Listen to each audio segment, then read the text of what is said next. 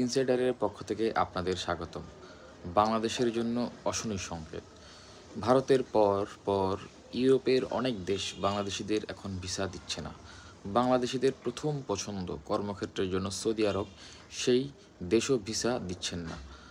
Thailand ভ্রমণ এবং চিকিৎসার জন্য ভারতের পর সেকেন্ড চয়েস ছিল আমাদের। সেই দেশ থেকেও আমরা ভিসা প্রত্যাখ্যাত হচ্ছি এবং খুবই বেছে বেছে 2 থেকে 3 মাস সময় নিয়ে গুটি কয়েক ভিসা প্রদান করা হচ্ছে। ভিয়েতনাম, কম্বোডিয়ার মতো দেশ, তারা বাংলাদেশকে ভিসা দিচ্ছে না।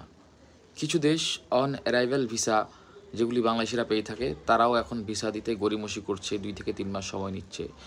আমাদের প্রধান উপদেষ্টা ডক্টর ইউনূস সাহেব গত 10 মাসের মধ্যে 10 বার বিদেশ ভ্রমণ করেছেন, বিদেশি অ্যাম্বাসিগুলিকে অনুরোধ করেছেন বাংলাদেশ থেকে ভিসা প্রদানের জন্য, কিন্তু তার কোনো উন্নতি আমাদের চোখে পড়েনি এবং আমরা এটার কোনো ভবিষ্যৎ এখনও বলতে পারছি না।